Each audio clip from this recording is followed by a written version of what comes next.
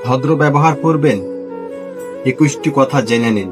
1 number, কেউ ঘরে ঢুকলে আপনি উঠে দাঁড়ান। 2 নাম্বার, আপনি আগে নন, অন্যকে আগে বের হতে দিন। 3 নাম্বার, নো প্রবলেম না বলে বলুন মাই প্লেজার, আমার আনন্দ।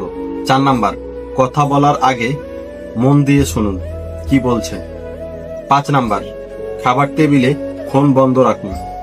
6 নাম্বার, জুতা সবসময় পরিষ্কার ও পালিশ করে রাখুন। 7 নাম্বার, গভীর বা সংবেদনশীল মুহূর্তে গলার স্বর নিচু রাখুন। 8 নাম্বার, আনুষ্ঠানিক পরিবেশে নিজে থেকে কিছু না বলে সংবোধনের অপেক্ষা করুন। 9 নাম্বার, কারো সাথে যখন মুসাফা করবেন চোখে চোখ রেখে মুসাফা করুন। 10 নাম্বার, নিজের কথা বলার আগে অন্যের খোঁজ নিন। 11 নাম্বার, অতিথির পাশে হাঁটুন, আগে নয়। 12 নাম্বার, ধন্যবাদ জানান, হাতে লেখা চিরকুটে। 13 নাম্বার, দলগত আলাপে সবার জন্য কথা বলার জায়গা রাখুন।